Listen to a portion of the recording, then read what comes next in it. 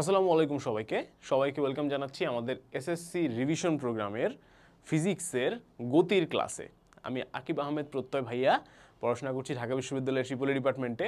তোমাদের সাথে হয়তো এর আগে আমার দেখা হয়নি, কারণ হচ্ছে আমি আরেকটু যারা সিনিয়র তোমাদের থেকে, যারা হচ্ছে তোমরাও কিছুদিন পরে হবো আর কি এইচএসসি লেভেলের স্টুডেন্ট, বা আসলে তাদেরও না, তাদের থেকেও আরেকটু যারা সিনিয়র, যারা অ্যাডমিশনের জন্য প্রিপারেশন নেয়, ভার্সিটি অ্যাডমিশন, তাদের জন্য আমি হচ্ছে সেগমেন্ট হেড। বাট তোমাদের সাথে এই জন্য আমার কম দেখা হয়, বাট তোমরা অনেক হয়তো আমাকে চিন্তা থাকতে পারো। আমি হালকাসের অনেকদিন ধরেই আছি এবং তোমাদের সাথে এই ক্লাসটা নিয়ে আমি খুবই এক্সাইটেড, কারণ অনেক দিন পর আমি ভাইয়া এসএসসি লেভেলের পড়াশোনা করাতে আসছি এবং আমি যেমন এক্সাইটেড তোমাদেরকেও এক্সাইটেড থাকতে হবে। এবং ইনশাআল্লাহ ভাই আমরা সবাই মিলে আজকে একটা ফাটাফাটি ক্লাস করব এবং ক্লাসটা হচ্ছে আমাদের রিভিশন প্রোগ্রামের প্রথম ক্লাস, গতির ক্লাস। সবাইকে ওয়েলকাম। সবাই প্লিজ খাতা কলম ক্যালকুলেটর নিয়ে বসে পড়ো ভাইয়া, যাতে আমরা সবাই ইফেক্টিভলি ক্লাসটা করতে পারি। ঠিক আছে? শুধু রেকর্ড চলবে আর আমি ফেসবুক চালাবো এমন হবে না, সবাইকে একদম ফুল ফোকাসড ওয়েতে ক্লাসটা করতে হবে। এবং পুরো ক্লাসটাকে আমরা এমনভাবে সাজিয়েছি যাতে এখান থেকে এসএসসি পরীক্ষায় অ্যাটলিস্ট 80% প্লাস কমন পড়ে, কপাল ভালো থাকলে 90-95%ও কমন পড়ে যেতেও পারে। সুতরাং ফুল মনোযোগের সাথে, ফুল অ্যাটেনশনের সাথে তোমাদেরকে ক্লাসটা করতে হবে। কোনো ধরনের ফাঁকিবাজি কিন্তু ভাইয়া চলবে না। তাহলে সবাই রেডি? চলো আমরা ক্লাসটা কিন্তু শুরু করে দিচ্ছি। হ্যাঁ, তো আমি একটু বলি তোমাদেরকে যে পুরো ক্লাসটা আমরা কিভাবে সাজিয়েছি। প্রথমে ভাইয়া আমরা কিছু কনসেপ্ট রিক্যাপ করব, অর্থাৎ আমাদের গতি পুরো চ্যাপ্টারের মধ্যে কি কি জিনিস ছিল, কোন কোন ফর্মুলা ছিল, কোথা থেকে এমসিকিউ এবং সিকিউ প্রশ্ন আসে, এই জিনিসগুলো আমরা দেখব। এরপরে আমরা ক খ ফ্ল্যাশ কার্ডস, অর্থাৎ আমাদের জ্ঞানমূলক এবং অনুধাবনমূলক প্রশ্নে আসার মতো, কমন আসার মতো বেশ কিছু প্রশ্ন আমরা দেখব ফ্ল্যাশ কার্ডস আকারে। প্রথমে প্রশ্নটা আসবে, দেন আমি এবং তোমরা, বিশেষ করে তোমরা, আমি তো ভাইয়া পারবো ইনশাল্লাহ, তোমরা চিন্তা করবে যে ভাই কি অ্যান্সার হতে পারে, দেন আমি তোমাদেরকে অ্যান্সারটা দেখাবো। ঠিক আছে? একই সাথে আমরা কিন্তু কি একটা রিভিশন করতেছি সবাই মিলে। ওকে, দেন আমরা ভাইয়া টাইপ ওয়াইজ এমসিকিউ দেখবো, পুরো চ্যাপ্টারে যতগুলো টাইপের এমসিকিউ আসা পসিবল এবং সেই এমসিকিউগুলো সলভ করার জন্য যে স্কিলস প্রয়োজন সেগুলো দেখব। তারপর আমরা এসএসসি 24-এ আসা কিছু এমসিকিউ দেখব, যে এমসিকিউগুলো আমরা টাইম ধরে সলভ করব। ঠিক আছে? অর্থাৎ আমি একটা পরীক্ষার মতো দিব এবং আমি যদি নিজে পরীক্ষা দিতাম তাহলে কিভাবে সলভ করতাম সেগুলো তোমাদেরকে আমি দেখাবো। নেক্সট সেম ওয়েতে টাইপ ওয়াইজ এমসিকিউর মতো আমরা টাইপ ওয়াইজ সিকিউ বা ক্রিয়েটিভ কোশ্চেন সলভ করব এবং সেখানেও কি আমরা সমস্ত টাইপগুলা ভাগ করে কমন আসার মতো প্রশ্নগুলো করব এবং তারপরে আমরা আবার এসএসসি 24-এর সিকিউ দিব, এটাও আমরা টাইম ধরে পড়ব। ওকে, সো বুঝতেই পারতেছো এই যে পুরো তোমার 6টা পার্টে আমরা পুরো ক্লাসটাকে ডিভাইড করছি। এই 6টা টাইপ যদি তুমি ঠিকঠাক মতো কমপ্লিট করো, ইনশাআল্লাহ ভাইয়া গতি চ্যাপ্টার থেকে তোমার প্রশ্ন কমন না আসার কোনো সম্ভাবনা নাই। ইনশাআল্লাহ 100% কমনের মতো করে আমরা পড়াচ্ছি। তাহলে চলো আর গল্প না করে আমরা ক্লাসটা শুরু করি। ওকে, বিসমিল্লাহির রহমানির রহিম। চলো কনসেপ্ট রিক্যাপ। আসো আমাদের গতির চ্যাপ্টারের কনসেপ্ট আমরা একটু ছোট্ট করে রিক্যাপ করে নিই। ঠিক আছে? যে কি কি ছিল, কি কি পড়তে হবে এবং কোথা থেকে প্রশ্ন আসে। আসো প্রথমেই গতির চ্যাপ্টারের শুরুর দিকে আমাদেরকে একটা জিনিস সম্পর্কে আইডিয়া দেওয়া হয়েছিল। জিনিসটা ছিল হচ্ছে ভাইয়া রাশি। ঠিক আছে? এই রাশি কি ওই যে পত্রিকায় রাশিফল লেখা থাকে সেই রাশি না, এই রাশি কি জি বাংলায় অনেক আগে একটা সিরিয়াল হইতো রাশি তার নাম। ঠিক আছে? আমার আম্মু দেখতো আর আমি হচ্ছে পাশে দাঁড়ায় থাকতাম, সেই রাশি না, সেই রাশিও না। তাহলে কোন রাশি ভাইয়া? এই রাশি বলতে আমরা বোঝাচ্ছি যা কিছু মাপা যায় সেটাই হচ্ছে কি একটা রাশি, একটা মেজারমেন্ট। যে কোনো কিছু যেটা মেজার করা যায় সেটাই কি রাশি। ধরো দৈর্ঘ্য মেজার করা যায় রাশি, ওজন মেজার করা যায় রাশি।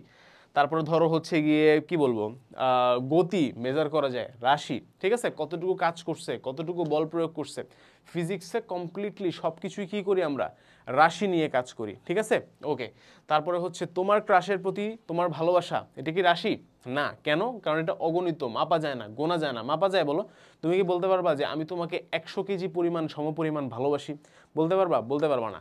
সো তোমাদের ফাঁকিবাজির পরিমাণ, এটা কি রাশি না? কারণ তোমাদের ফাঁকিবাজির পরিমাণ কখনো মাপা যাবে না। ওকে, এইগুলা হচ্ছে গিয়ে কি বলো ভাইয়া রাশি। আচ্ছা, তাহলে রাশিকে আমরা আবার দুই ভাগে ভাগ করছি। একটাকে বলতেছি আমরা স্কেলার রাশি, একটাকে বলতেছি আমরা ভেক্টর রাশি। ঠিক আছে? তো তোমরা আমাকে প্লিজ স্কেলার আর ভেক্টরের বাংলা জিজ্ঞেস করো না, কারণ আমি এটা পারি না এবং সম্ভবত বাংলা নাই। কারণ বাংলা বইতে আমি দেখতাম স্কেলারের পাশে স্কেলার লেখা থাকতো, ভেক্টরের পাশে ভেক্টরই লেখা থাকতো। তাহলে স্কেলার রাশি আর ভেক্টর রাশি দুইটা রাশিতে কেন ভাগ করলাম? কারণ কি জানো, সমস্যাটা হচ্ছে এই জায়গায় হয়েছে যে একবার হচ্ছে গিয়ে ভাইয়া মজনু মিয়া এইখানে দাঁড়ায় আছে। ঠিক আছে? মজনু মিয়ার মুখে একটা বাঁকা হাসি। কেন বাঁকা হাসি জানো? কারণ মজনু মিয়া আজকে তার প্রেমিকার সাথে দেখা করতে গেছে। ওকে, খুশির সংবাদ, ডেট করতে গেছে। কি মজা। সো মজনু মিয়া এখানে দাঁড়ায় তার প্রেমিকাকে ফোন দিল। হ্যালো, হ্যাঁ বেবি, আমি তো চলে আসছি। ঠিক আছে, কোথায় আসছো? আমি এই 4 রাস্তার মোড়ে দাঁড়ায় আছি। ঠিক আছে, এই যে এই 4 রাস্তার মোড়ে আমি দাঁড়ায় আছি। এখন তার গার্লফ্রেন্ড তাকে বলতেছে যে ওকে, হ্যাঁ হ্যাঁ, তুমি 4 রাস্তার মোড়ে আসছো, ভেরি গুড, তুমি ওখান থেকে জাস্ট 50 মিটার হেঁটে আসো, আমি দাঁড়ায় আছি। ওকে, দেন মজনু মিয়া কি করলো, সুন্দর মতো এদিকে 50 মিটার হেঁটে গেল, 50 মিটার্স। ওকে, হেঁটে গিয়ে মজনু মিয়া এখানে দাঁড়াইলো, দাঁড়ায় দেখলো যে তার গার্লফ্রেন্ড এখানে নাই। মজনু মিয়ার মনটা খারাপ হয়ে গেল। ঠিক আছে, কিছুটা রাগান্বিত হয়ে গেল মজনু মিয়া, 50 মিটার আসলাম। সে আবার কি করলো, ব্যাক করলো, এখানে ব্যাক করলো, ব্যাক করে মনে করলো আচ্ছা আমি তো এই পথে গেছি, হয়তো সেই পথে নাই, হয়তো এদিকে আছে। তাই মজনু মিয়া হেঁটে হেঁটে এদিকে আবার 50 মিটার গেল। সে এখানেও গিয়ে দেখলো যে তার গার্লফ্রেন্ড সেখানে নাই, তার মন মেজাজ আরও খারাপ হয়ে গেল।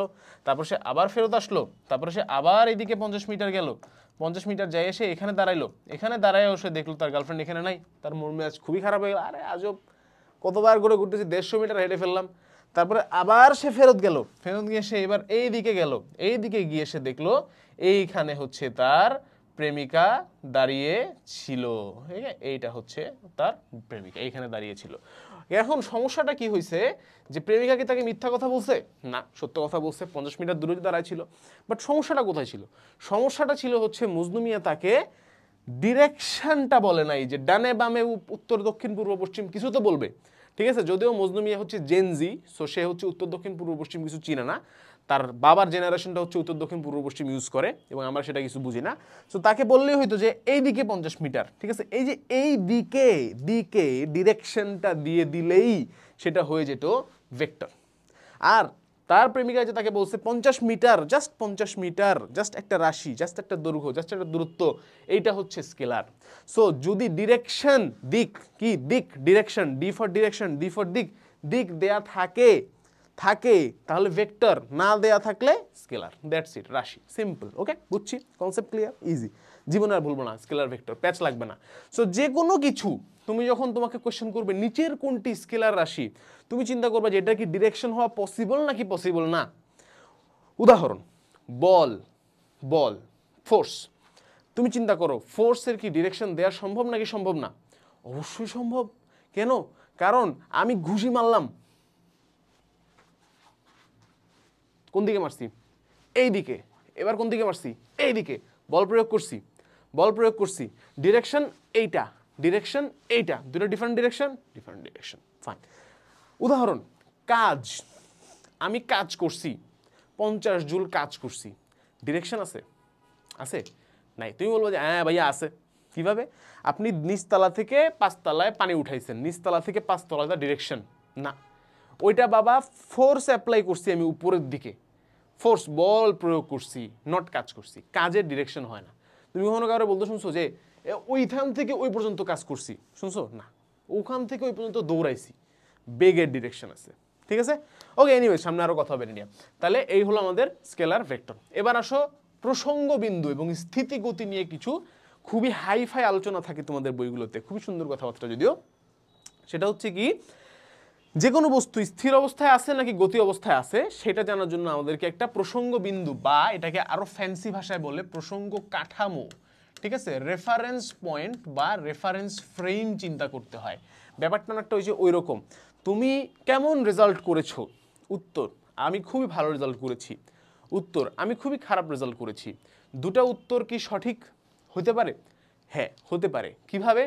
কারণ তোমার পজিশন, মনে করো ক্লাসে 100 জনের মধ্যে 50তম হয়েছে, ঠিক আছে না, তোমার পজিশন ক্লাসে 10 জনের মধ্যে 7তম হয়েছে, ঠিক আছে, কত? 7। যে ফার্স্ট হয়েছে তার তুলনায় তোমার রেজাল্ট খুবই খারাপ হয়েছে, যে 10th হয়েছে তার তুলনায় তোমার রেজাল্ট খুবই ভালো হয়েছে। দিস ইজ দ্য রিজন, দুইটাই কারেক্ট। তার মানে কি ভাইয়া, এই যে 10-এর সাথে কম্পেয়ার করতেছি নাকি 1-এর সাথে কম্পেয়ার করতেছি, কার সাথে কম্পেয়ার করতেছি, এইটাকেই আমরা বলতেছি প্রসঙ্গ বিন্দু বা রেফারেন্স পয়েন্ট। যে এর সাথে প্রসঙ্গ মানে কম্পেয়ার করে বলবো নাকি এর সাথে কম্পেয়ার করে বলবো, তার উপরে ডিপেন্ড করতেছে যে রেজাল্ট খারাপ নাকি ভালো। সেম স্থিতি আর গতি, একটা বস্তু স্থিতি অবস্থায় আছে নাকি গতি অবস্থায় আছে, এই বস্তুটা এই মুহূর্তে স্থিতি অবস্থায় নাকি আছে নাকি গতি অবস্থায় আছে, ডিপেন্ড করতেছে কার সাপেক্ষে অ্যান্সার দিচ্ছি। ক্যামেরার সাপেক্ষে স্থিতি অবস্থায় আছে, আমার সাপেক্ষে স্থিতিত অবস্থায় আছে, চাঁদের সাপেক্ষে গতিময় অবস্থায় আছে। কেন? কারণ চাঁদ তো ঘুরতেছে পৃথিবীর চারপাশ দিয়ে। ও কি দেখবে? ও ওখানে চাঁদের থেকে যদি কেউ এখানে জুম করতে পারতো ফর এক্সাম্পল, তাহলে সে কি দেখতো? বিশাল স্পিডে এটা দৌড়াইতেছে, তাই না? দেখতো না? তার মানে কি স্থিতি এবং গতি দুইটা জিনিসই আপেক্ষিক। আচ্ছা, গতির আবার কি আছে? বেশ কিছু টাইপস আছে, এগুলো আমরা সামনে পড়বো। কি কি আছে? ধরো তোমার সরল রৈখিক গতি, ঘূর্ণন গতি, পর্যায়বৃত্তক গতি, অনেক ফ্যান্সি জিনিস, মজা মজা জিনিস। এবং গতির বেশ কিছু ফর্মুলা আছে যেগুলো দিয়ে আমরা কি করব ভাইয়া? ম্যাথ করব। আরে ফেভারিট জিনিস। কারণ কি, আমি ম্যাথের টিচার, তাই আমার ম্যাথের ফেভারিট জিনিস। আসলে আমি ফিজিক্সের ম্যাথ দুটারই টিচার, বাট হালকেনস্টাইনে ম্যাথ পড়াই, বাট এখানে আমি ফিজিক্স ক্লাস নিচ্ছি। তোমাদের কোনো সমস্যা আছে? নাই, কারণ আমি অনেক ভালো পড়াচ্ছি, আমি জানি, ফুল কনফিডেন্স। ওকে, চলো সামনে আগাই। নেক্সট কনসেপ্ট রিক্যাপের এবারের স্লাইডে আমরা পড়ব বেগের কিছু প্রকারভেদ আছে। একটাকে আমরা বলি সমবেগ, যেখানে ভি বা ভেলোসিটি মানে বেগ, এটা হচ্ছে কনস্ট্যান্ট মানে ফিক্সড। ঠিক আছে? একটা বস্তু 5 কিলোমিটার পার আওয়ার বেগে যাচ্ছে, তার মানে কি তার বেগ অলওয়েজ 5 কিলোমিটার পার আওয়ারই থাকবে। ওকে, এটাকে আমরা কি বলতেছি? সমবেগ। অসমবেগ মানে কি? এই 5 কিলোমিটারে যাচ্ছে, এই 3 কিলোমিটার যাচ্ছে, এই 2 কিলোমিটার যাচ্ছে, আবার 10 কিলোমিটারে যাচ্ছে per hour. Okay, this is what? অসমবেগ। অসমবেগের আবার দুইটা প্রকারভেদ আছে। একটা হচ্ছে ত্বরণে যাচ্ছে নাকি মন্দনে যাচ্ছে। মানে কি ভাইয়া? একটা ট্রেন হচ্ছে গিয়ে ধরো ব্রেক মারছে স্টেশনে আসার আগে আগে, তার মানে কি ট্রেনটা আস্তে আস্তে আস্তে আস্তে স্লো হয়ে যাচ্ছে, বেগ কন্টিনিউয়াসলি কমে যাচ্ছে। এই যে কমে যাচ্ছে কন্টিনিউয়াসলি বেগ, এটাকে আমরা বলতেছি মন্দন। আর ট্রেন স্টেশন থেকে চলা শুরু করছে, কি করছে? ফুল মনে করো তোমার অ্যাক্সিলারেশন মারছে, তার ফলে কি হবে? ফুল স্পিডে হচ্ছে ট্রেন চলতে শুরু করছে, তার ফলে কি হবে? তার ত্বরণ হবে। ত্বরণ মানে কি? স্পিড বাড়া, ভেলোসিটি বাড়া। মন্দন মানে কি? মন্দন মানে কি? ভেলোসিটি কমা। ওকে, মন্দন হচ্ছে কমবে, ত্বরণ মানে কি? বাড়বে। ত্বরণ আবার দুই ধরনের হতে পারে, একটা হচ্ছে সুষম ত্বরণ আর ত্বরণ, আর একটা হচ্ছে অসম ত্বরণ। সুষম ত্বরণ মানে কি? এই যে ত্বরণ মানে এক্সিলারেশন মানে এইটা যদি কনস্ট্যান্ট হয় মানে ফিক্সড হয়, তাহলে আমরা তাকে বলবো সুষম ত্বরণ। আর যদি অসম হয়, নট কনস্ট্যান্ট হয়, ফিক্সড না হয়, তাহলে আমরা তাকে বলবো অসম ত্বরণ। ওকে, সুষম ত্বরণ, অসম ত্বরণ। বুঝলাম? ডান, ভেরি গুড। এবার এই বেগের কিছু ফর্মুলা আছে, এই ফর্মুলাগুলো আমাদের প্রচুর কাজে লাগে, এগুলো দিয়ে আমরা বেশিরভাগ ম্যাথ করবো, বেশিরভাগ সিকিউ সলভ করবো। প্রথম ফর্মুলা কি? V is equal to U plus AT, যেখানে ভি হলো শেষ বেগ, ইউ হলো আদি বেগ, এ হলো এক্সিলারেশন বা ত্বরণ, টি হলো টাইম বা সময়। নেক্সট ফর্মুলা কি? S equal to UT plus half AT square. এর মানে কি? কতটুকু দূরত্ব গেছে একটা বস্তু, যদি সে একটা আদিবেগ থেকে শুরু করে এবং এ ত্বরণে যদি সে মুভ করে, তাহলে টি সময় পর সে কত দূর গেছে, এটাকে আমরা বলতেছি S is equal to UT plus half AT square. Okay, S মানে দূরত্ব। V square is equal to U square plus 2as, আদিবেগ শেষ বেগ স্কোয়ার ইজ ইকুয়াল টু আদিবেগ স্কোয়ার প্লাস 2 ইন্টু ত্বরণ ইন্টু দূরত্ব। S is equal to U plus V by 2 into T. এর মানে কি? দূরত্ব সমান সমান আদিবেগ প্লাস শেষ বেগ ডিভাইডেড বাই 2 ইন্টু সময়। এই খুবই সহজ কনসেপ্ট, খুবই সহজ ফর্মুলা। আশা করি তোমাদের এ যাবৎকালে এই ফর্মুলাগুলো মুখস্থ হয়ে গেছে। না হলে আল্লাহর নাম নিয়ে বিসমিল্লাহির রহমানির রহিম পড়ে তাড়াতাড়ি মুখস্থ করে ফেলো, কারণ পরীক্ষার বেশি দিন বাকি নাই। ওকে, তাহলে এই ফর্মুলাগুলো দিয়ে আমরা কিন্তু প্রচুর ম্যাথ করব। ওকে, আরেকটা জিনিস তোমাদেরকে একটু ছোট্ট কনসেপ্ট দিয়ে তারপরে যাই। সেটা হচ্ছে মনে রাখবা যে কোনো ধরো এক্স ইজ ইকুয়াল টু, ঠিক আছে, একটা কনস্ট্যান্ট ইনটু ওয়াই, এই ধরনের জায়গা ফর্মুলা যদি থাকে, এই ফর্মুলা ধরো আছে, ধর কথার কথা বিশ্বাস করে নাও মনে মনে, যে এক্স ইজ ইকুয়াল টু একটা কনস্ট্যান্ট টার্ম ইনটু ওয়াই। ঠিক আছে, তাহলে আমরা লিখতে পারি X is proportional to Y, মানে সমানুপাতিক। এক্স এবং ওয়াই সমানুপাতিক মানে কি? এক্স বাড়লে ওয়াই বাড়বে, এক্স কমলে ওয়াই কমবে। বুঝছি? শিওর? বুঝছো তো? বলো, অফলাইন ক্লাসের মতো করো, আমি শুনতে পারবো না, বাট তুমি বলবা যে হ্যাঁ ভাইয়া বুঝছি। এক্স যদি একটা কনস্ট্যান্ট টার্ম ইন্টু ওয়াই হয়, তাহলে এক্স প্রপোর্শনাল টু ওয়াই হয়, মানে এক্স সমানুপাতিক ওয়াই হয়। বুঝছো? শিওর? Nice, very good. এবার যদি ভাইয়া এরকম না হইতো, যদি এখানে ওয়াইয়ের উপরে স্কোয়ার থাকতো, তাহলে কি হতো? কিছুই হইতো না, X proportional to Y square হতো। তার মানে কি? এক্স সমানুপাতিক ওয়াই স্কোয়ার, মানে কি? এক্স সমানুপাতিক ওয়াই এর বর্গ, এক্স ওয়াই এর বর্গের সমানুপাতিক। এক্স বলো এক্স ওয়াই এর বর্গের সমানুপাতিক। ওকে, তাহলে এক্স ওয়াই এর বর্গের সমানুপাতিক। ভালো কথা ভাইয়া, যদি এরকম না থাকা এরকম হইতো, কি হইতো বলো, পারো, এক্স ওয়াই এর বর্গমূলের সমানুপাতিক। ভেরি গুড, এক্স ওয়াই এর বর্গমূলের সমানুপাতিক। Very good, nice. এবার চিন্তা করো 1/y, x is equal to constant into 1/y বা x is equal to constant by y, এরকম যদি থাকতো তাহলে কি হইতো, x proportional to 1/y, মানে কি x সমানুপাতিক 1/y। না রে বোকা, সবসময় এরকম ভাবে বললে হবে? এটাকে আমরা বলবো ব্যস্তানুপাতিক, স্মার্ট ওয়েতে বলবো। হ্যাঁ, এর মানে কি x বাড়লে y কমবে, y বাড়লে x কমবে। তাহলে এতক্ষণ ছিল সমানুপাতিক, এবার কি হবে, ব্যস্তানুপাতিক। Very good, x is equal to constant by Y, মানে ভাগ আকারে যদি থাকে ওই পাশে কনস্ট্যান্টের নিচে, তাহলে সেটাকে আমরা কিভাবে পড়বো, x y এর ব্যস্তানুপাতিক। ভেরি গুড, এটাকে ইংলিশে বলে ইনভার্সলি প্রপোর্শনাল। ঠিক আছে, প্রথমটা প্রপোর্শনাল, তারপরটা ইনভার্সলি প্রপোর্শনাল। আরেকটা জিনিস খেয়াল করো, এইখানে এইটা এভাবে লেখা যেত না, X Y is equal to constant. তার মানে কখনো যদি এই ফরম্যাট দেখো তাহলে সরাসরি এটা বলে দিবা, অর্থাৎ দুজন যদি পাশাপাশি থাকে তার মানে কি তারা ব্যস্তানুপাতিক। ঠিক আছে, এটা হচ্ছে গিয়ে তোমাদের ওই যে ফেক ফ্রেন্ডশিপের মতো, দেখলে মনে হয় এরা তো পাশাপাশি আছে, বাহ কি সুন্দর, এক্স হাসলে ওয়াই হাসবে, এক্স কাঁদলে ওয়াই কাঁদবে, কি সুন্দর ভালোবাসা, কি মহত্ব, কি মানে ফ্রেন্ডশিপ, ওয়াও একদম বেস্ট। কিন্তু আসলে কি, এক্স এর সম্পদ বাড়লে ওয়াইয়ের সম্পদ কমবে, এক্স এর খুশি বাড়লে ওয়াইয়ের খুশি কমবে, এক্স এর খুশি কমলে ওয়াইয়ের খুশি বাড়বে। তার মানে এরা আসলে বন্ধু না, এরা কি শত্রু, এরা হচ্ছে দুমুখ সাপ। এরা কি সমানুপাতিক নাকি ব্যস্তানুপাতিক? ব্যস্তানুপাতিক। Very good, smart, very good. চলো সামনে আগাই। আর লাস্ট যে কনসেপ্টটা একটু রিভিউ করবো সেটা হচ্ছে বিভিন্ন প্রকারের গতি। খুবই ইজি কনসেপ্ট। মানে কি ভাইয়া, রৈখিক গতি। যদি একটা বস্তুর প্রত্যেকটা কণা একই সাথে একই বেগে একই ডিরেকশনে, তিনটা কথা বলছি, একই সাথে একই বেগে একই দিকে, একই সাথে একই বেগে একই দিকে মুভ করে, তাকে আমরা বলি সরল রৈখিক গতি। কি গতি ভাইয়া? সরল রৈখিক গতি বা রৈখিক গতি। ঠিক আছে, আচ্ছা এখন এখানে একটা ঝামেলা আছে। কেউ কেউ বলতে পারো ভাইয়া বেগে আর দিকে আলাদা করে বললেন কেন? আসলে বলা লাগতো না, একবার বললেই হইতো। একই সাথে একই বেগে, কারণ বেগের মধ্যে তো দিকও আছে, রাইট? So okay, nice. তাহলে বলো একটা স্প্রিং, এই একটা স্প্রিং, এর গতি কি সরল রৈখিক গতি হবে? না। কেন? কারণ স্প্রিং টান মারলে এই দিকটা আগে চলে যাবে, এই দিক স্থির হয়ে থাকবে, ফুল টান মারার পরে এদিক থেকে মুভ করা শুরু করবে। বুঝলাম? বুঝছি, নাইস। তার মানে স্প্রিং এর গতি সরলরৈখিক গতি হতে পারবে না। আচ্ছা নেক্সট, ঘূর্ণন গতি। মানে কি, কোনো একটা স্পেসিফিক পয়েন্টকে সেন্টার করে, কোনো একটা স্পেসিফিক পয়েন্টকে সেন্টার করে, যেভাবে সেন্টার করে যদি কোনো বস্তু এইভাবে মুভ করে, এইভাবে মুভ করে, এইভাবে মুভ করে, তাকে আমরা কি বলবো? তাকে আমরা বলবো হচ্ছে ঘূর্ণন গতি। তাকে আমরা কি বলবো? ঘূর্ণন গতি বলবো।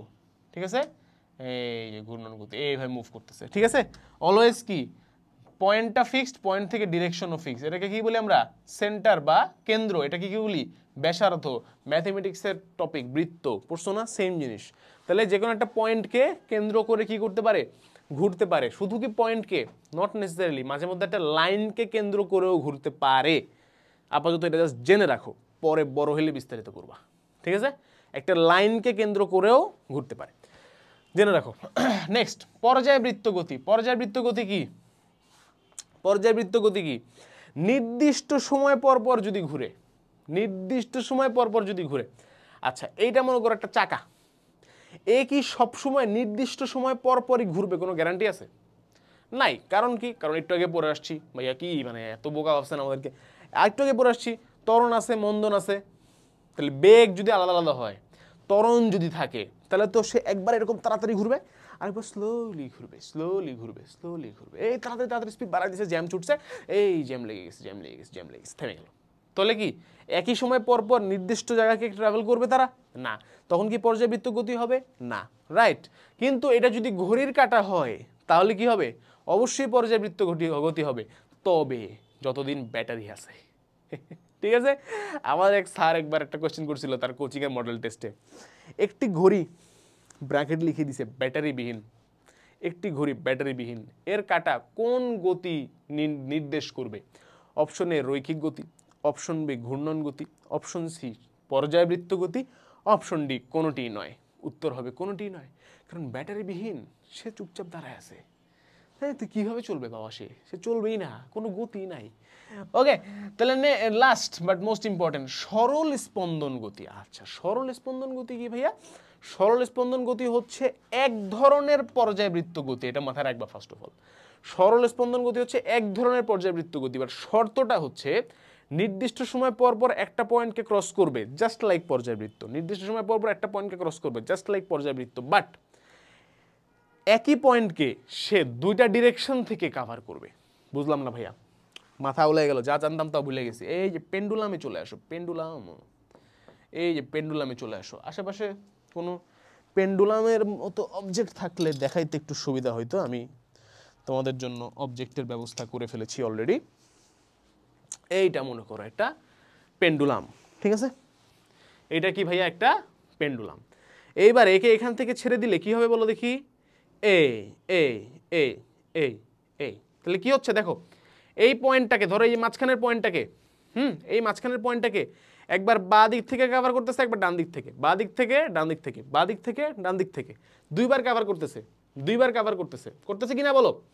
করতেছে। দুই দিক থেকে কভার করতেছে, করতেছে। নির্দিষ্ট সময় পর পর করতেছে, আইডিয়ালি করা উচিত, করতেছে। ওকে, নির্দিষ্ট সময় পর পর কভার করতেছে, একবার একই ডিরেকশন থেকে, বাঁ দিক থেকে ডান দিক থেকে, বাঁ দিক থেকে ডান দিক থেকে, বাঁ দিক থেকে ডান দিক থেকে কভার করতেছে।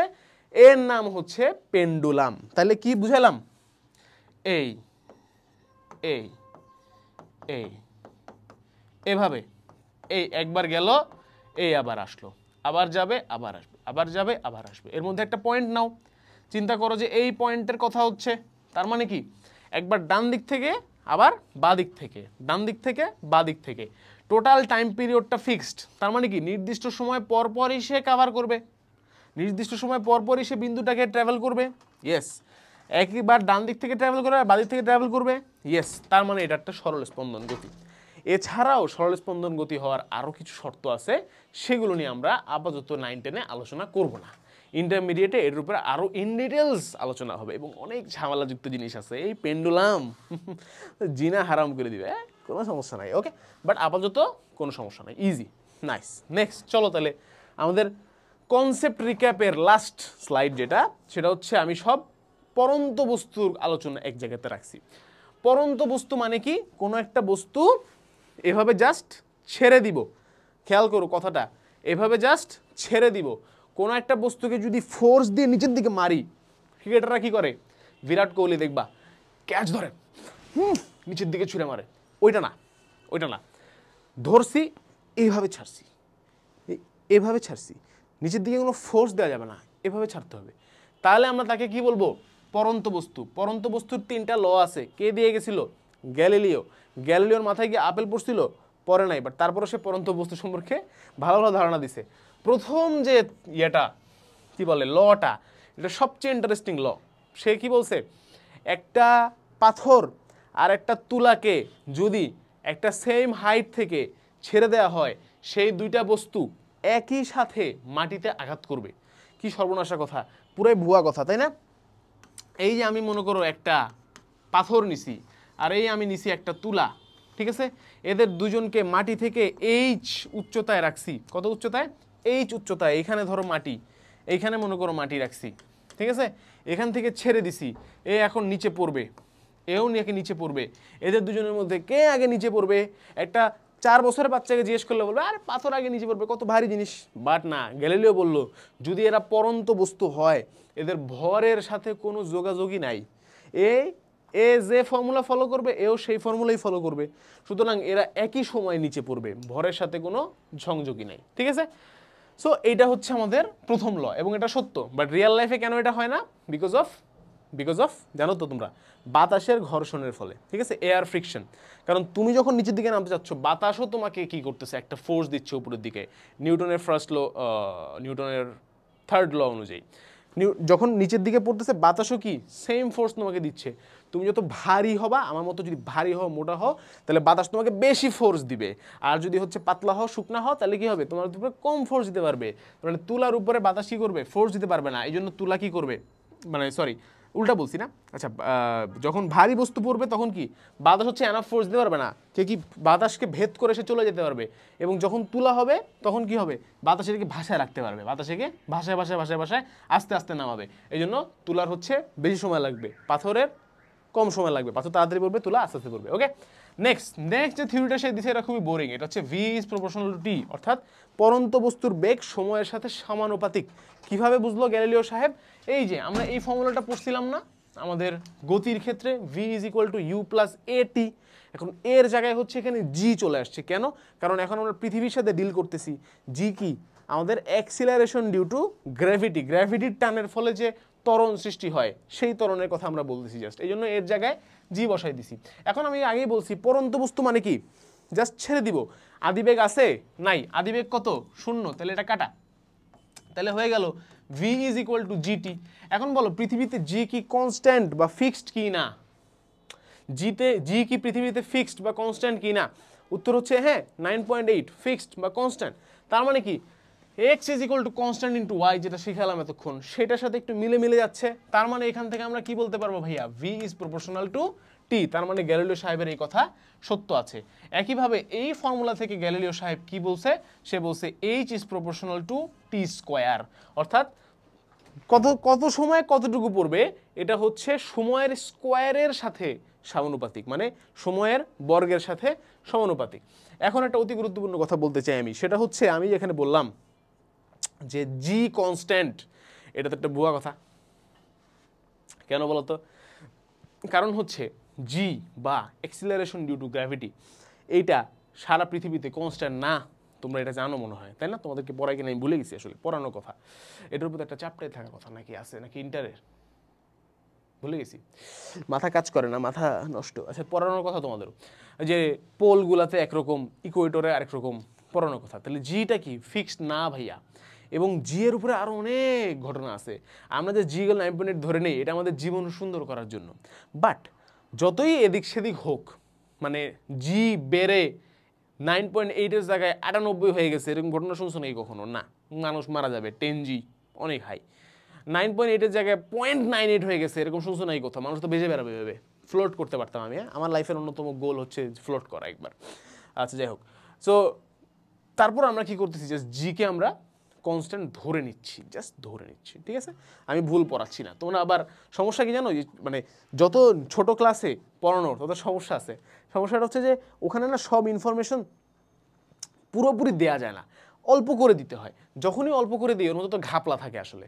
এখন সেই ঘাপলা বোঝাতে গেলে আসলে অনেক হাই ইনফরমেশন দরকার হয় মাঝে মধ্যে। জি এর কনসেপ্ট তো ইজি। তো হয় কি, বাচ্চাদেরকে ধরো পড়াইলাম, পড়ানোর পরে বাচ্চারা হচ্ছে অন্য কোনো ভাইয়ার কাছে, অন্য কোনো স্যারের কাছে বা বাবা মার কাছে বা হোয়াট এভার, ইউটিউব আছে এখন, তারা যে একটা ডিফারেন্ট জিনিস দেখলো যে না জি তো কনস্ট্যান্ট না, তখন এসে বলবে এ ভাইয়া জানে না, ঠিক আছে? এটা হচ্ছে সমস্যা, বেশি পড়ালো সমস্যা, বেশি না পড়ালো সমস্যা। ওকে, আচ্ছা, তো পরন্ত বস্তুর ক্ষেত্রে আমাদের নর্মাল গতির সবগুলো সূত্রই এখানে প্রযোজ্য হবে।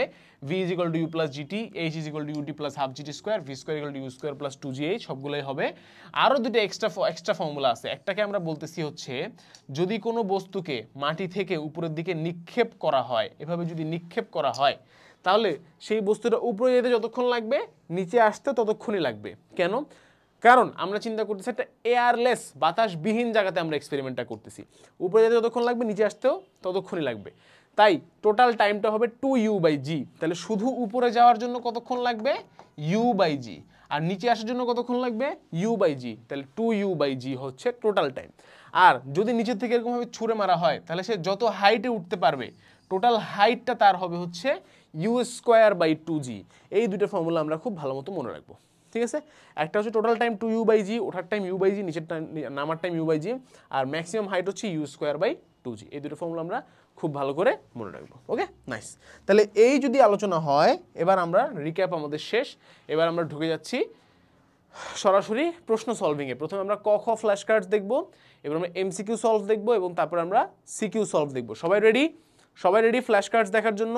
বলো ইয়েস ভাইয়া, জি ভাইয়া, ওকে বলো, একবার হলেও বলো, ওকে ইনশাআল্লাহ। আসো, চলো তাহলে শুরু করি আমরা, বিসমিল্লাহ। জ্ঞানমূলক প্রশ্ন দিয়ে শুরু করতেছি। প্রসঙ্গ কাঠামো কাকে বলে বলো? অলরেডি বলছি, যেটা সাপেক্ষে চিন্তা করতে হয়, তাই না? ওকে, বলছো পজ করে মনে মনে উত্তর বলো, পজ করো, মনে মনে উত্তর বলো, রিক্যাপ করার চেষ্টা করো। ডান, আসো উত্তর দেখো। যে দৃঢ় ব্যবস্থার সাপেক্ষে কোনো বস্তুর গতি বর্ণনা করা হয় তাকে প্রসঙ্গ কাঠামো বলে। Simple answer. Okay, nice. Next, বলে ফেলছি অলরেডি অ্যান্সার এগুলার। স্থিতি কাকে বলে? সহজ। স্থিতি কাকে বলে? স্যার মুভমেন্ট নেই তার স্থিতি। বাট লিখবো কিভাবে? চিন্তা করো, অ্যাক্টিভ রিকল, মনে করো, পজ করে মনে করো। মনে করছো? ওকে। সময়ের পরিবর্তনের সাথে যদি কোনো বস্তুর পারিপার্শ্বিকের সাপেক্ষে স্বীয় অবস্থানের পরিবর্তন ঘটে না, তখন তার অবস্থাকে কি বলে? স্থিতি বলে। ওকে, এখানে সবচেয়ে ইম্পর্টেন্ট এই কথাটা বলবা, পারিপার্শ্বিকের সাপেক্ষে। কার সাপেক্ষে? পারিপার্শ্বিকের সাপেক্ষে। কারণ আমরা আসলে এই পারিপার্শ্বিকের সাপেক্ষে কথাটা বলে ওই যে রেফারেন্স ফ্রেম, অর্থাৎ কি প্রসঙ্গ কাঠামো, ওই কনসেপ্টটা আমরা দিয়ে দিচ্ছি উত্তরের মধ্যে। ঠিক আছে, নেক্সট প্রশ্ন, চলন গতি কাকে বলে? সেম টাইপের অ্যান্সার হবে, বুঝতেই পারতেছো। রিকল করো, মনে করো, করছো? উত্তর, কোনো বস্তু যদি এমনভাবে চলতে থাকে যাতে করে বস্তুর সকল কণা একই সময় একই দিকে সমান দূরত্ব অতিক্রম করে, তাহলে এরূপ গতিকে কি বলে? চলন গতি বলে। নাইস। নেক্সট, স্পন্দন গতির সংজ্ঞা দাও। স্পন্দন গতি খুব ভালো করে বুঝাইছি পেন্ডুলাম ঝুলাইয়া, বাট সংজ্ঞা দিতে হবে তো। কি ছিল? এক ধরনের পর্যায়বৃত্ত গতি যেটা কি করে? একই পয়েন্টকে দুইবার ক্রস করে ফ্রম ডিফারেন্ট ডিরেকশন, দুটো ডিফারেন্ট ডিরেকশন থেকে। আসো, পর্যাবৃত্ত গতি সম্পন্ন, এই যে প্রথমে কি পর্যাবৃত্ত গতি সম্পন্ন, কোনো বস্তু যদি পর্যায়কালের অর্ধেক সময় কি করবে? কোনো নির্দিষ্ট দিকে যাবে, বাকি অর্ধেক সময় একই পথে তার বিপরীত দিকে যাবে, তাকে আমরা কি বলবো? স্পন্দন গতি বলবো। ঠিক আছে, সুন্দর করে পরীক্ষায় লিখবো। এবার পর্যায়বৃত্ত গতি কাকে বলে? নির্দিষ্ট পয়েন্টকে নির্দিষ্ট সময় পর পর ট্রাভেল করবে একই দিক থেকে, সেম ডিরেকশন থেকে, এই কথাটা বলতে হবে। দেখি বলছি কিনা। কোনো গতিশীল বস্তুর গতি যদি এমন হয় যে গতিপথের কোনো বিন্দুকে নির্দিষ্ট সময় পর পর, এই যে নির্দিষ্ট সময় পর পর একই দিক থেকে অতিক্রম করে, তবে এরূপ গতিকে পর্যাবৃত্ত বলে। এইটা মিসিং থাকবে তোমার পরীক্ষার খাতায়, আমি গ্যারান্টি দিয়ে বলতে পারি। এটা যদি আমি আগামীকালকে তোমাদের 100 জন যদি ক্লাস করে 100 জন যদি লিখতে দেই, আমি গ্যারান্টি দিয়ে বলতে পারি 80 জন এই একই দিকে কথাটা লিখবে না, খালি লিখবে নির্দিষ্ট সময় পর পর নির্দিষ্ট বিন্দুকে অতিক্রম করে, তাকে পর্যায়বৃত্ত গতি বলে। 0 পাবা, কিন্তু এসএসসি পরীক্ষাতে নাম্বার কাটা যাবে। এই কথাটা লিখতে লিখতে হবে। ঠিক আছে। নেক্সট, সরণ কাকে বলে? সরণ কাকে বলে বলো, রিকল করো, আসো উত্তর দেই। নির্দিষ্ট দিকে কোনো বস্তুর অবস্থানের পরিবর্তনকে সরণ বলে। সরণ কিভাবে ক্যালকুলেট করে জানো তো? এখান থেকে শুরু করলাম, এখানে শেষ করলাম, সরণ কোনটা? এইটা। বাট গেছি মনে করো এই ডিস্টেন্সে, তাতে কিছু যায় আসে না। সরণ কোনটা হবে? সবসময় last point minus first point. গেল সরণ। দ্রুতি কি? দ্রুতি ইংলিশে বলে স্পিড। ঠিক আছে, দ্রুতি কি? স্পিড। কোনো বস্তুর একক সময়ে যে কোনো দিকে অতিক্রান্ত দূরত্ব হলো দ্রুতি। এই যে একক সময় কথাটা উল্লেখ করতে হবে, একক সময়ে। ঠিক আছে, একক সময় কেন বলি জানো? কারণ হচ্ছে ভি কি বেসিক্যালি এস বাই টি, এই যে ডিভাইডেড বাই টি হয় না, এটাই আমরা বুঝাই হচ্ছে একক সময়। ঠিক আছে, যদিও ভি মানে ভেলোসিটি, বাট আমি এখানে স্পিড আর এখানে দ্রুতি বুঝাচ্ছি। ঠিক আছে, নেক্সট, বেগ কাকে বলে? দ্রুতির ভেক্টর কোয়ান্টিটি হচ্ছে কি? বেগ। তাহলে এই বেগের সংজ্ঞা দেওয়ার সময় সরণ কথাটা রাখবা। ঠিক আছে, মনে রাখবা দ্রুতি হচ্ছে একক সময়ে দূরত্ব, আর বেগ হচ্ছে একক সময়ের সরণ। আর একক সময় যখন কিছু হয় সেটাকে আমরা বলি রেট বা হার। ঠিক আছে, তাহলে সরণের পরিবর্তনে হারকে বলে বেগ, আর দূরত্বের পরিবর্তনে হারকে বলে দ্রুতি। নাইস, মনে থাকবে। এবার তাৎক্ষণিক দ্রুতি কি? কোনো একটা পার্টিকুলার পয়েন্টের দ্রুতি, হ্যাঁ, একদম একটা পার্টিকুলার মোমেন্ট অফ টাইমের দ্রুতি। রিকল করো, উত্তর দেখো। কোনো গতিশীল বস্তুর কোনো একটি বিশেষ মুহূর্তের দ্রুতি, অন্য কিছু না। বিশেষ মুহূর্তের দ্রুতিকে বস্তুটির তাৎক্ষণিক দ্রুতি বলে। অতি ক্ষুদ্র সময় ব্যবধানে বস্তু কর্তৃক অতিক্রান্ত দূরত্ব ওই ব্যবধান অনুপাত দ্বারা তাৎক্ষণিক দূরত্ব নির্ণীত হয়। এইটা লেখা লাগবে না, এই কাহিনী বাদ দাও, প্রথম লাইন লিখলেই না মার্কস সবাই একে এক। ঠিক আছে, কোনো গতিশীল বস্তুর কোনো একটি বিশেষ মুহূর্তের দ্রুতিকে বস্তুটির তাৎক্ষণিক দ্রুতি বলে। নাইস। নেক্সট, মন্দন কি? বলছি স্লো হয়ে যাওয়া, যেমন তোমাদের পড়ালেখার গতি। ওকে, সময়ের সাথে কোনো বস্তুর বেগ হ্রাসের হারকে মন্দন বলে। বেগ হ্রাসের হারকে, হ্রাসের জায়গায় বৃদ্ধি লিখলে কি হবে? ত্বরণ হয়ে যাবে। এই যে চলো, ত্বরণ কাকে বলে? সেটাই যেটা এই রিভিশন কোর্স করার পরে তোমার পড়ালেখা পাবে, ত্বরণ, এক্সিলারেশন। ঠিক আছে, কি লেম চোখ মারতেছি। সময়ের সাথে কোনো বস্তুর বেগের পরিবর্তনের হারকে ত্বরণ বলে।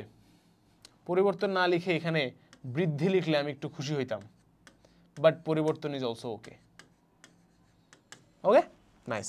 নেক্সট, সুষম ত্বরণ কাকে বলে? যখন ত্বরণটা ফিক্সড থাকে সেটাকে আমরা কি বলি? সুষম ত্বরণ। সুন্দর করে লিখবো, কোনো বস্তুর বেগ যদি নির্দিষ্ট, নির্দিষ্ট মানে কি? ফিক্সড, নির্দিষ্ট দিকে সবসময় একই হারে বাড়তে থাকে, একই হারে, কথাটা খেয়াল রেখো, বাড়তে থাকে, তাহলে সেই বস্তুর ত্বরণকে কি বলবো? সুষম ত্বরণ। গতির একটি সমীকরণ লেখো, 4টি সমীকরণ আছে আমাদের হাতে। v = u + at, s = ut + half at square, v² = u² + 2as, s = u + v / 2 × t। যে কোনোটা লিখতে পারো।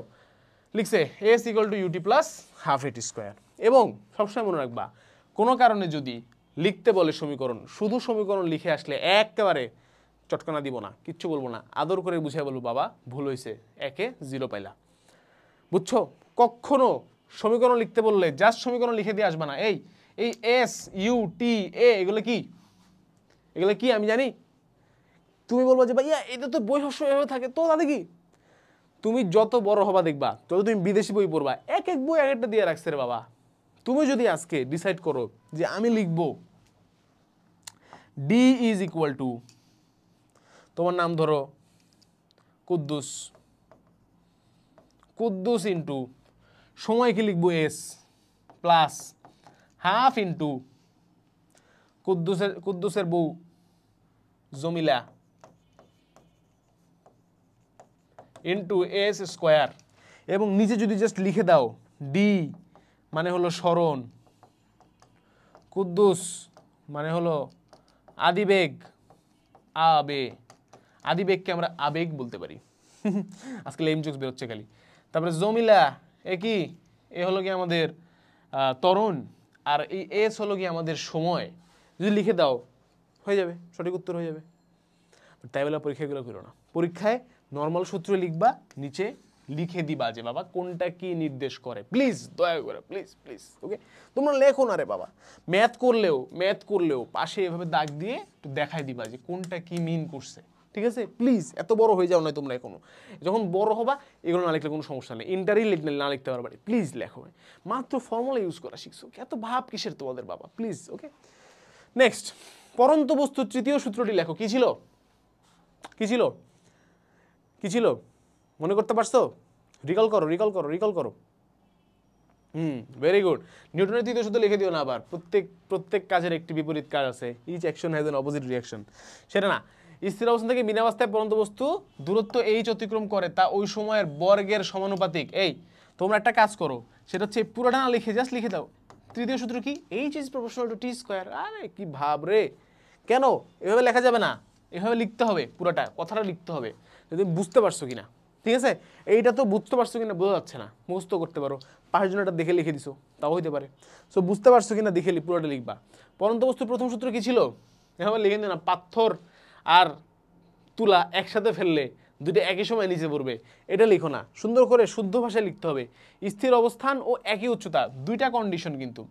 স্থির অবস্থান, একই উচ্চতা, এর মধ্যে বাচ্চারা এই স্থির অবস্থানের কথা ভুলে যাবা, মনে থাকবে না, গ্যারান্টি দিয়ে বলতে পারি মনে থাকবে না। স্থির অবস্থানের কথা ভুলে যাবা। স্থির অবস্থান থেকে না ফেললে কিন্তু বাবা গ্যারান্টি নাই। হ্যাঁ, তুমি যদি তুলাকে এভাবে ফেলো আর পাথরকে এভাবে ফেলো, চান্স আছে যে তুলা আগে পড়লেও পড়তে পারে। তুমি যদি তুলাকে উপরের দিকে মারো, পাথরকে নিচের দিকে মারো, তাহলে তো পাথর এমনি আগে পড়বে, তাই না? সুতরাং অবশ্যই এনশিওর করতে হবে যে তুমি স্থির অবস্থান কথাটা উল্লেখ করছো, মাস্ট, প্লিজ। নেক্সট, পরন্ত বস্তু দ্বিতীয় সূত্র লেখো। পারি। বেগ কার সমানুপাতিক? সময়ের সমানুপাতিক। v is proportional to t। Next, এবার আসো আমরা কিছু অনুধাবনমূলক প্রশ্ন দেখব। অনুধাবনমূলক প্রশ্ন লেখার একটা টেকনিক আছে, তোমরা হয়তো যদি জানো নিশ্চয়ই, যেহেতু এসএসসি পরীক্ষা দিবা খুব সামনে। সেটা হচ্ছে আমরা অনুধাবনমূলককে 2 প্যারায় লিখতে পছন্দ করি। হ্যাঁ, সো এর জন্য কি করবা, তোমার যে প্রশ্নটার একটা এক লাইনের উত্তর দিবা ফার্স্টে, দেন ওটাকে ব্যাখ্যা করবা। আমি তোমাদেরকে উদাহরণ দিয়ে বোঝাবো, এখানে সবগুলো উত্তর ভাবে লেখা নাই। এ মহাবিশ্বের সকল স্থিতি আপেক্ষিক, সকল গতি আপেক্ষিক, ব্যাখ্যা করো। প্রথম লাইনে আমরা কি লিখবো? এটা লিখবো যে সকল গতি এবং স্থিতি আপেক্ষিক, কেননা তারা কার উপর নির্ভর করে? রেফারেন্স ফ্রেম মানে কি?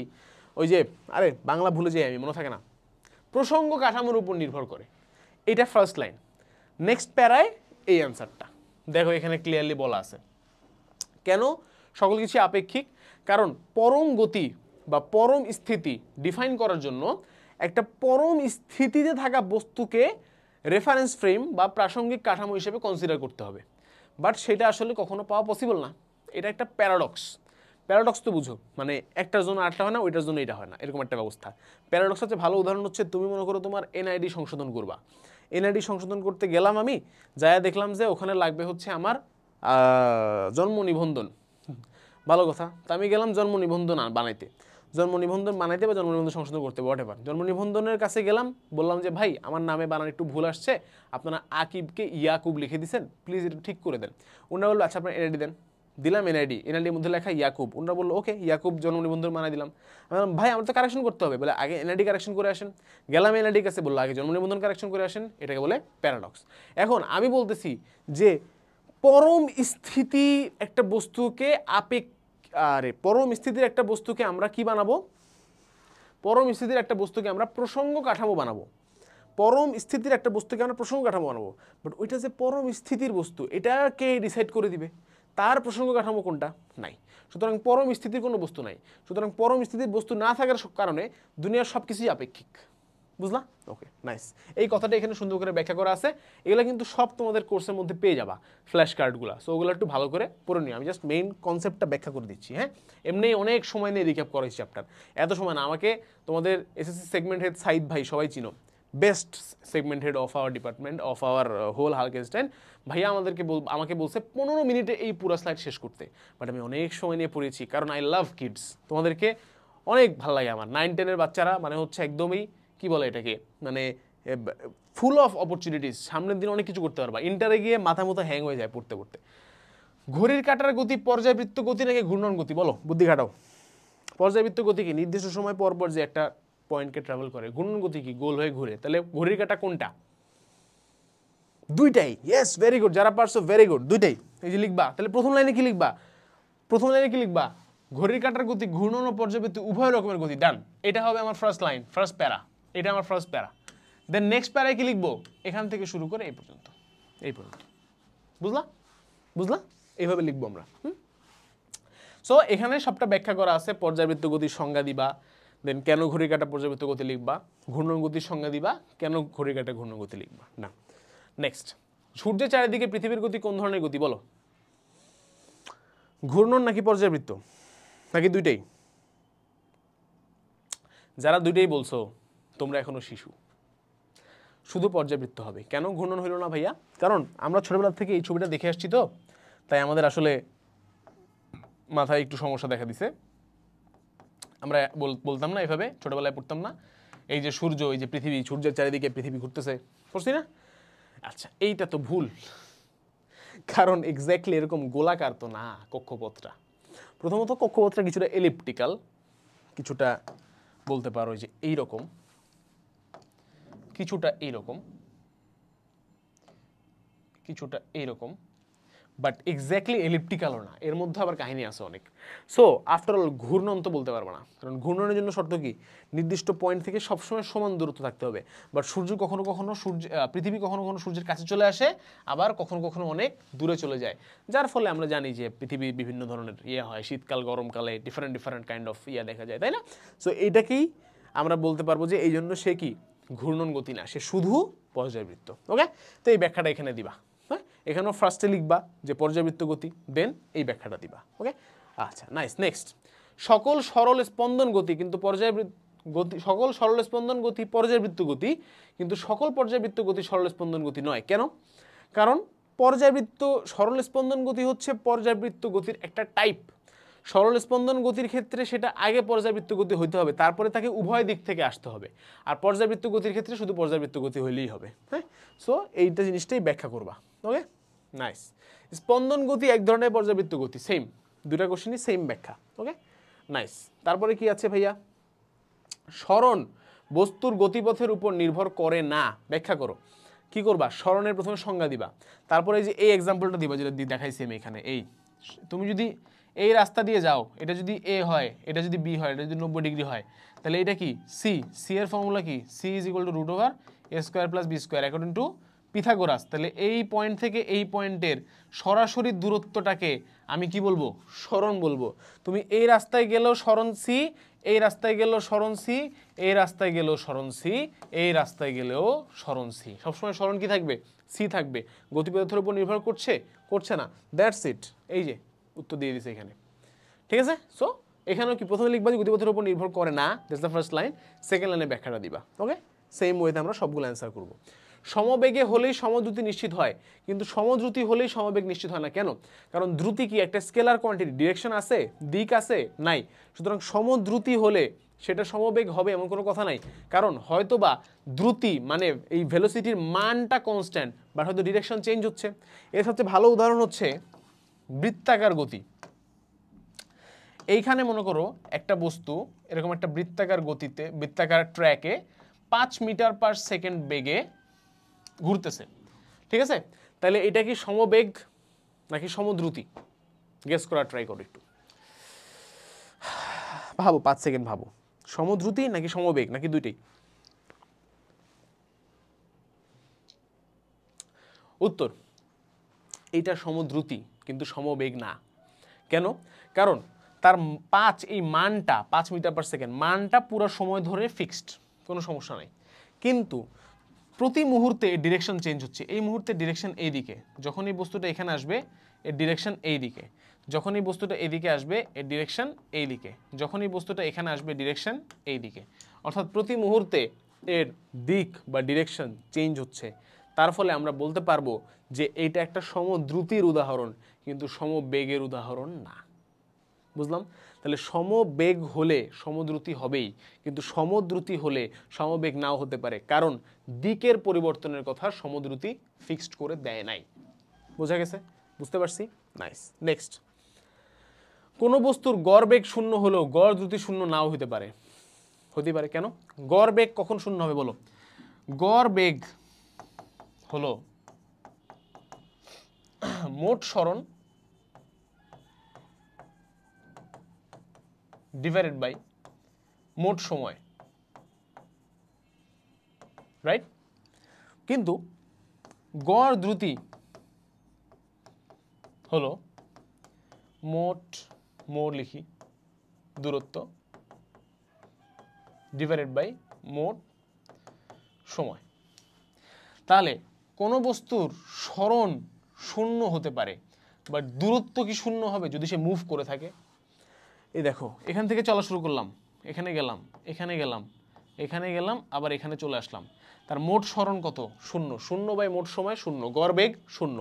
বাট তার গড় দ্রুতি কি? মোট দূরত্ব, এটা ধরো এ বি সি ডি, তাহলে A plus B plus C plus D divided by T হবে তার গড় দ্রুতি। তাহলে গড় বেগ শূন্য হতে পারে, বাট গড় দ্রুতি শূন্য হবে না। ভেরি গুড, এই কথাটাই ব্যাখ্যা করবা। ওই যে এখানে ওই সেম টাইপের উদাহরণ দিয়ে ব্যাখ্যা করছে। এই এ থেকে বি সি ডি হয়ে আবার এতে আসলে তার টোটাল দূরত্ব মানে টোটাল হ্যাঁ দূরত্ব হবে 10 প্লাস 25 35 প্লাস 12 47 প্লাস 35 কত হয় আল্লাহ জানে। কিন্তু যদি হচ্ছে এখানে তার গড় সরণ কত হবে? মোট সরণ শূন্য, তাহলে গড় বেগ শূন্য। নাইস। নেক্সট, সমদ্রুতিতে চলমান বস্তুর কিভাবে ত্বরণ থাকতে পারে? কিভাবে? যদি প্রতি মুহূর্তে তার বেগটা চেঞ্জ হয় তাহলেই হবে। বেগ চেঞ্জ হলে ত্বরণ চেঞ্জ হবে তো কোনো, বেগ চেঞ্জ হলে দ্রুতি চেঞ্জ হবে এমন তো কোনো কথা নেই। সুতরাং বেগের ডিরেকশন বা দিক চেঞ্জ হতে পারে। এইটার উদাহরণ হিসেবে বৃত্তাকার উদাহরণ দেওয়া যেতে পারে। তোমরা কিন্তু পরীক্ষায় এই বৃত্তাকার গতির উদাহরণটা দিতে পারো, এবং এই সেম ওয়েতে আমাদের একটা ছবি এঁকে দিবা। এই যে এই সেম ওয়েতে ছবি এঁকে দিবা, এই ডিরেকশনগুলো দেখাই দিবা 4টা অ্যাটলিস্ট, ঠিক আছে? ফুল মার্কস পাবা, full marks guaranteed. Okay, nice. তারপরে প্রমাণ করো S is equal to U plus V by 2 into T. কীভাবে প্রমাণ করবো বলো? পারো? কীভাবে প্রমাণ করবো? আমরা জানি যে গড় বেগ সমান সমান মোট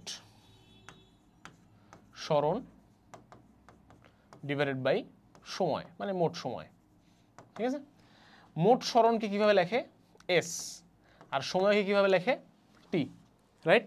লিখতে পারবো? লিখতে পারবো। আমরা এও জানি যে গড় বেগ যে কোনো জিনিসের গড় হচ্ছে আদি বেগ প্লাস শেষ বেগ ডিভাইডেড বাই 2। যে কোনো জিনিসের গড় এভাবে বের করা যায়, দুইটা বেগ ডিভাইডেড বাই 2, শুরু শেষ ডিভাইডেড বাই 2। তার মানে u plus V divided by 2 লিখতে পারবো। তাহলে এইটাও গড় বেগ, এটাও গড় বেগ, দুইটা কি সমান না ভাইয়া? সমান, একই জিনিস। তাহলে লিখতে পারবো আমরা s by T is equal to u plus V divided by 2। তাহলে আমরা লিখতে পারবো s is equal to u plus V into T divided by 2। This is the formula. Okay, এইভাবে আমরা প্রমাণ করতে পারি। এখানে এই প্রমাণ দেওয়া আছে, ফ্ল্যাশ কার্ডটা কিন্তু কোর্সে অ্যাড হয়ে যাবে। ওকে, সম আয়তনের তুলা ও পাথর বাতাসে কোনো উঁচু স্থান থেকে একই সময় ছেড়ে দিলে কোনটি আগে মাটি স্পর্শ করবে? লিখছে, কোথাও কিছু লেখা নাই। তুমি এখানে যখন উত্তরটা দিবা, তুমি দুইটা কথা উল্লেখ করবা, যে বাতাসের কথা চিন্তা করলে এরকম, বাতাসের কথা চিন্তা না করলে এরকম, দুইটা উত্তরে লিখে দিবা। ঠিক আছে? অর্থাৎ তোমার এই যে একই সময় পাথরটি আগে মাটি স্পর্শ করবে, সম আয়তনের তুলা ও পাথর বাতাসে কোনো, আচ্ছা এখানে বাতাসে বলে দিছে না, বাতাসে বলে দিছে, আচ্ছা হ্যাঁ বাতাসে বলে দিছে, তার মানে কি এয়ারলেস স্পেসে এক্সপেরিমেন্টটা হচ্ছে না, বাতাসে। হ্যাঁ, তার মানে কি অবশ্যই পাথর আগে পড়বে। বোঝা গেছে? এই কথাটা কিন্তু যদি না থাকতো তাহলে উত্তর হয়তো দুটো একই সময় পড়বে। সোজা কথা, তোমাকে বাতাসে বলুক আর না বলুক, তুমি দুটো উত্তরে ব্যাখ্যা করে দিবা কেন কোনটা হয়। ঠিক আছে? খুব ভালো করে পড়াইছি, রিক্যাপে গিয়ে দেখে নাও। ওকে, খুব ভালো করে পড়াইছি। ওকে, নাইস। নেক্সট, উপরের দিকে নিক্ষিপ্ত কোনো ঢিলের উত্থান ও পতনের সময় সমান কেন? কেন বলো? কারণ আমরা জানি যে দূরত্ব কার উপর নির্ভর করে? h is equal two ut plus half G T square. তাহলে দূরত্ব নির্ভর করে হচ্ছে এই জি এর উপরে, তার মানে টাইমও কার উপর নির্ভর করে? বেসিক্যালি জি এর উপরে নির্ভর করে। তাহলে যেহেতু G fixed, acceleration due to gravity ত্বরণ ফিক্সড, তার মানে কি টাইমও ফিক্সড হবে। উত্থান এবং পতনের সময় এই কারণে সমান। এবং এখানে একটা যে ভালো ব্যাখ্যা দিয়েও বোঝাতে পারবা তুমি এভাবে, যে টোটাল ম্যাক্স হাইট হচ্ছে ইউ স্কোয়ার বাই 2g, আবার এখানেও হচ্ছে ভি স্কোয়ার বাই 2g। যেভাবে মানে এটা এভাবে ব্যাখ্যা করতে পারো, আবার সমানুপাতিক দিয়েও ব্যাখ্যা করতে পারো, তোমাদের উপর। ওকে, নাইস। নেক্সট, শেষ। সো দ্যাটস ইট ভাইয়া, আমাদের জ্ঞানমূলক ও অনুধাবনমূলক পার্টটা আমরা এখানে শেষ করছি। নেক্সট আরেকটা ভিডিওতে আমি তোমাদেরকে সিকিউ এবং এমসিকিউ এবং সিকিউ আলাদা আলাদা ভিডিওতে আমি আবার শেষ করবো। জানি না ভিডিওগুলো একসাথে কম্বাইন হবে নাকি আলাদাভাবে কোর্সে অ্যাড হবে, বাট দেখা হচ্ছে এমসিকিউ সলভিংয়ে। ঠিক আছে? ততক্ষণ পর্যন্ত সবার জন্য ভালোবাসা দোয়া রইল থাকবে ইনশাল্লাহ। এবং আমার একটা ডায়লগ সবসময় এই ডায়লগ দিয়ে হচ্ছে ভিডিও শেষ করি, সেটা হচ্ছে ভাইয়া আসসালামু আলাইকুম, আল্লাহ হাফেজ, দেখা হবে বিজয়।